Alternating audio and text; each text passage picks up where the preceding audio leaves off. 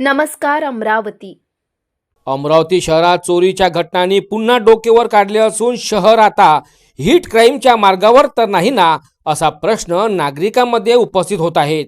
नवसारी रेवसा मार्गावरील देवी अपार्टमेंटमध्ये शुक्रवारच्या पहाटे चोरट्यांच्या टोळीने धाड टाकत एकाच रात्री तब्बल 4 घरफोड्या केल्या आहेत।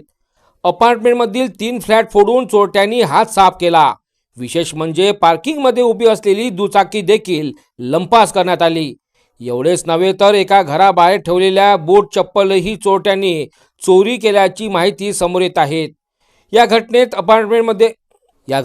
अपार्टमेंटमध्ये भाड्याने राहणारे प्रणय सुधाकर सहारे यांच्या घराचाही समावेश आहे।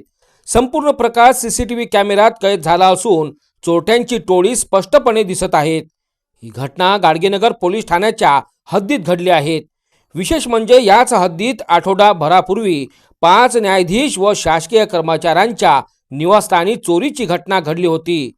त्या प्रकरणातील चोरट्यांचा अद्यापही ठावठिकाणा लागलेला नाही। दरम्यान त्या घटनेनंतर पोलीस निरीक्षक अतुल वर यांची बदलीची चर्चा रंगली होती।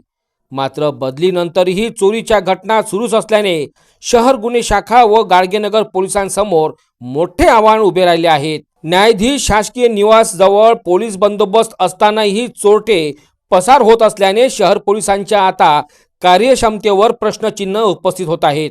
नागरिकांमध्ये भीतीचे वातावरण असून पोलिसांनी तातडीने ठोस कारवाई करावी अशी मागणी सर्व स्तरावरून होत आहे।